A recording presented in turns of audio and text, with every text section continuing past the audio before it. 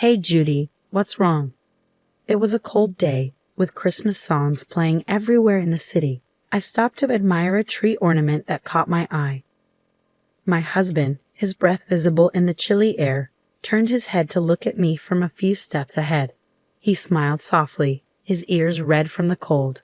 I adored the way he looked at me. Nothing. Let's go home and have dinner. I made hot stew for this especially cold day. Sounds great. Laughing, we held hands and walked down the street. From somewhere, a familiar Christmas song reached my ears. My name is Judy, and what I'm about to tell you is a rather strange Christmas miracle I experienced a few years ago, along with the story leading up to it. You're late. Before I could respond, my husband Dan's anger hit me like a wave. Where have you been? I just went to the closest deli, I replied. It was mid-December, and it felt like it was about to snow. His cuss words chased me out into the cold without my coat just a short time ago. Are you trying to fool me? I'm the breadwinner of this household. When I come home, I expect a proper dinner to be ready and served. Can't you even manage such an easy task? He scolded me harshly in front of the dinner table. No hot sauce? How come you're so lazy about it? There's no way to eat chicken wings without it. Don't mess with me. I had rushed out of the apartment with my wallet and came back with the hot sauce, gasping for breath. His irritation only grew. Deli? Are you crazy? Isn't it cheaper to buy at a supermarket? He pointed at the hot sauce and rolled his eyes. You have no sense of budgeting. I couldn't resist retorting, of course, I buy groceries at the supermarket, but it's far away. I told you earlier, I forgot to buy it today. Anyway, you get upset if the food gets cold.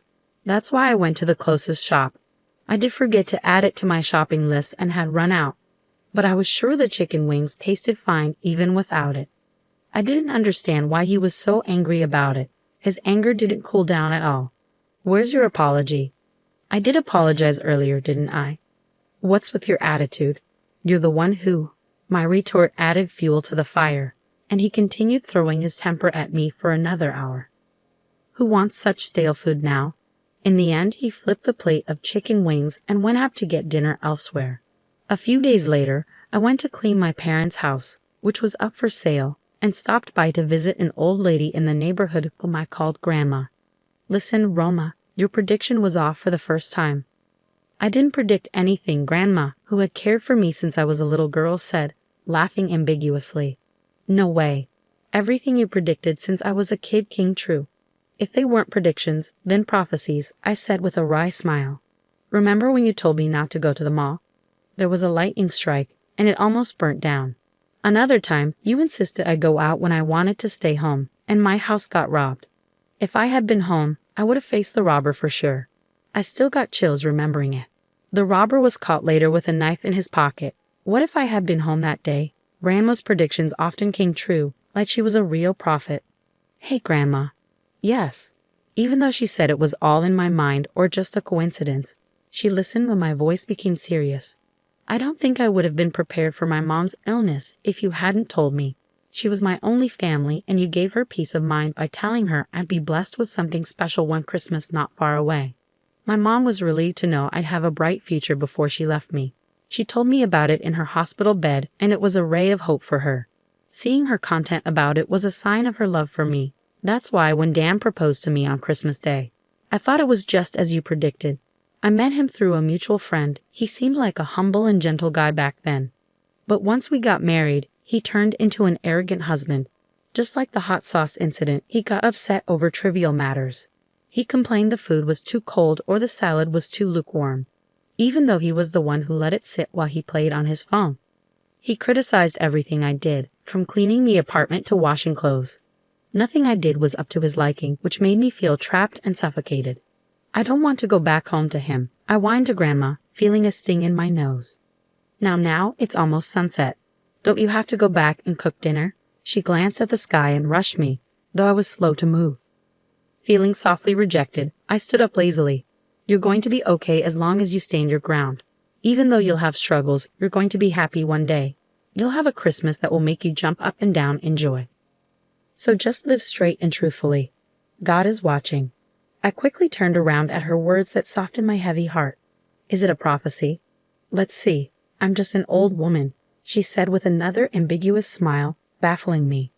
Let's see if I put more effort. Dan might change. I tried to shift my mood, thinking it might have been too early to judge her original prediction.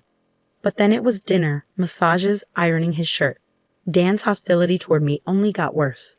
It wasn't even a year since we got married, but it became normal for him to order me around. Instead of a single kind word, he was constantly grumpy and overbearing. Who do you think you are? He snapped at me one night. What did I do? You don't have the decency to welcome me back home. Who do you think you were to hang around outside until now? I have to warm up my food in a microwave. God darn you. His menace made me sigh. I told you, right? I had a co-op meeting tonight. I even left a note on the table for you. Shut up. That's not an excuse for lazy cooking. What do you mean? I didn't cut corners. I prepared the main dish and sides as usual. If it's not freshly cooked, it's called cutting corners. His logic was messed up. I should be prioritized before anyone and anything. I've been feeding you. You're my wife. You must obey me. That's crazy, I said, stunned by his incomprehensible demand. You have no family and relatives and can't live on your own. A scum like you should shut up and just worship me. If you can't, I'll divorce you, he smirked. It seemed to me that he was releasing his stress by making me obey him. Anyway, give me a foot massage. I tried my best to restrain myself from snapping back at him. He would just become angrier anyway. Most of all, I had nowhere to go in the midst of sleet at night. So I sat down on the floor to give him the massage. My life continued like this until one day, I fainted from excruciating pain in the middle of grocery shopping and was taken to the hospital by ambulance. I don't understand, I murmured, my mind going blank as my doctor explained my condition. This virus is transmitted by sexual intercourse. I had your husband tested as well, and both of you have it. You didn't realize it because there were no symptoms. As far as I can tell, you need surgery. I'm very sorry to say this, but I think the chance of conceiving in the future seems extremely unlikely. Dan followed the doctor hurriedly as he left. I can't have a baby, I repeated to myself. As I absorbed the news, my blank mind slowly filled with darkness. I needed to know more. I tried to follow my doctor and Dan on wobbly legs. Wait, doctor, Dan. But I froze when I heard their conversation. So must everyone out there get tested? Exactly. They must be treated all at once. Otherwise, there's no point. It keeps coming back to you. Would they know what the test is for? Of course, my doctor replied, growing irritated. Listening with despair, I realized the bottom line. Dan had at least 3 girlfriends and was still seeing them. I complained to a picture of my mom in an empty room. I had hoped, even though he's not a good husband now, he might change once we have a baby. I kept Grandma's words about eventual happiness like a good luck charm. But I guess I was wrong. In fact, Dan seemed to only care about his own health. He was diligent about his condition, but never showed any concern for me. Having lost my parents, I had a strong longing to have my own baby. I hoped for a happy family with a husband, children, and me. Tears rained down on the picture of my mom in my hands. Mom, I sobbed, covering my mouth with my fingers. Suddenly, Dan appeared. What are you wasting your time for? You haven't prepared dinner yet. Here are the divorce papers. This is your punishment for neglecting your master and making a fuss. He noisily entered the room and threw the papers at my head as I sat down. You are irritatingly depressing. I'm ready to divorce you anytime, no problem for me. You are the one who's going to be in trouble, right? Instead of slacking, do your duty if you don't want a divorce. I'm not slacking. Oh wait, there's one more punishment. I'm not giving you living expenses this month. He looked happy, smirking as he came closer. I'm giving you a chance to reflect and change your attitude. Know your place. If you disobey me, a divorce. When he finished his tirade, he left the room looking refreshed. I stared at the divorce papers, feeling my emotions cool down. Mom, I've decided. Wiping my tears from the picture frame, I spoke to my smiling mother. Watch over me. I kept quiet and continued living with Dan for a while. He treated me like a servant and took out his fits of anger on me. I argued back occasionally, but mostly passed the days in silence. One day, during another tantrum over cold stew and lukewarm salad, I sighed internally and decided to act on my plan. If I don't obey you, you're getting a divorce, right? Right. If you don't want me to leave you, reflect on your stupidity, he sneered, leaning back in his chair. You're a bit weak upstairs, aren't you? What the? He fluttered his eyes in surprise at my reply. What did you just say? You repeat the same thing every time. Do you know what vocabulary is? You only utter the word divorce over and over. Your lack of vocabulary is quite sad. What the heck? Let's get a divorce. It's totally fine with me. I'll be a stranger to you, just as you wish. What the? Are you serious? I smiled and said my farewell. His mouth hung open, and he even forgot to get angry as usual. I've already moved all my necessary things out of here. If there's anything you don't need, just throw it away. Goodbye. I shuffled off the apron I had bought and left. When I got married, I folded the apron lightly, placed it gently in front of Dan, and put the house keys on top of it. I looked at him one last time, then left the house with my pre-packed suitcase. What the heck is going on? He yelled, snapping out of his confusion. I could care less. Yay, I'm free, I thought, pretending not to hear anything. With a refreshed feeling, I made my way lightly to my parents' house where I decided to live again. A year later, the divorce was finalized, yet Dan continued contacting me. You were sorry, weren't you? I'll take you back if you apologize. A wife should. His texts were relentless. But I turned off notifications and ignored them, something I'd never done during our marriage. After much persistence from him, I decided to have a final face-to-face meeting at his parents' house. Why have you been ignoring me? Dan asked sensibly, trying to behave in front of his parents. I've been texting you all this time, but you never replied once. Oh yeah, I turned off notifications from you. Why? It was too annoying. Me? Annoying? Yes, you. So what do you want to talk about? His face slowly turned red with anger as I answered in a deliberately annoyed manner. What's with your attitude in front of my parents? What the heck is wrong with you? He finally shouted louder, but then remembered where he was and uttered an apology that he had never made in our marriage. I thought to myself, wow, amazing. He knows how to apologize. I tried my best to resist the urge to make fun of it and prompted him onward. What do you need to talk to your ex-wife about? Hold on, why are you acting so strange? Aren't you struggling after the divorce? How are you living now? He sounded concerned, yet he never came to check on me even though he knew where I was. I didn't mind getting back together if that's what you want. Doesn't that make you happy? He asked.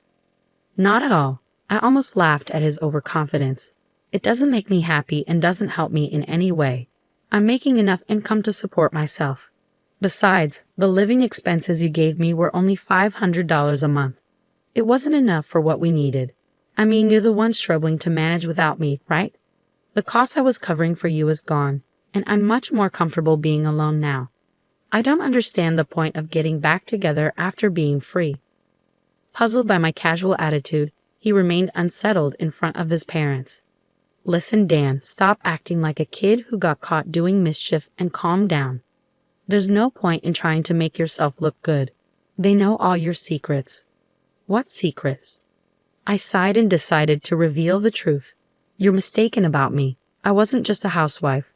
I told you that I used to live abroad because of my late father's work, right? I used the German I learned back then to translate at home. There were many materials on the bookshelves, you know. I didn't care for those. Those were materials and manuscripts before translation. You never touched them since you had no interest, right? Thanks to that, I was able to hide some equipment to record you. Wait. He was stunned by the word recording. It was his father who presented the evidence. See, all your secrets, like how you used to treat me, are out now. Your parents were in tears watching this and apologized to me. They are ashamed to have raised a son who treated me horribly. Well, being under the spotlight almost made him run for the hills, but his mother grabbed him and made him sit again. She signaled me with her eyes, and I pulled out the papers. These are copies of our divorce papers. There are parts marked with a red circle, which I pointed out to Dan. You know them, don't you? No way. It was understandable for him to be in shock. What I pointed to were the witness signatures, names of people he knew very well. Actually, there wasn't enough space. You had more than 2 girlfriends, right? Wait a sec. No more waiting. Before I could continue, a resentful voice echoed. You never told us about the STD. We only had a relationship with you. That means you brought it in from somewhere else, didn't you? What am I? A fling. Didn't you say we'd get married one day? That's a statement only a bachelor should say. Oh no. We watched the video too. You are a villain, not only to us but to all women. You are the #1 public enemy. You are finished. Surrounded by his girlfriends, Dan crumbled to the floor. His parents sighed exaggeratedly. I had a private detective look into his girlfriends and secretly contacted them. Of course, I had told my ex-in-laws the whole story too. The result was this chaos. Your game is up now. There was a strong request from his parents that their son needed punishment. All his girlfriends and I demanded compensation from him. He worked for a company owned by a family member of his mother, so the payments were deducted from his payroll to prevent him from escaping. He was forcibly taken back to his parents' home and under their strict supervision faced a long period of compensation payments. 6 years have passed since then. Hey Judy, what's wrong? It's a cold day when Christmas songs play everywhere in the city. I stopped to look at a tree ornament that caught my eye. My husband, whose white breath clings in the air, turns his head to look at me from a few steps ahead. He's smiling softly, his ears red from the cold. The little girl in his arms also has rosy cheeks. I adore them so much. Grandma's prediction is actually amazing, I murmured. My current husband is surprisingly the brother of one of Dan's girlfriends. I hit it off with the girlfriends afterward and sometimes hang out with them. I met him by chance, and he gently soothed my depression. It's really a strange story.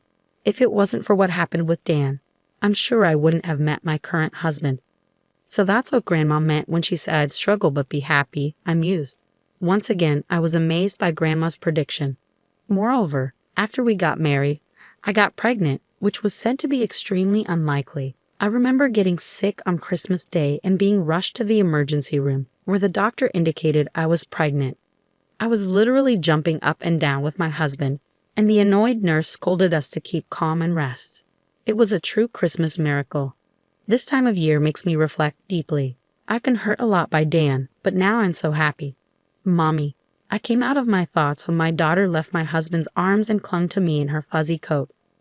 Nothing. Let's go home and have dinner. It's hot stew for an especially cold day. I've already prepared it.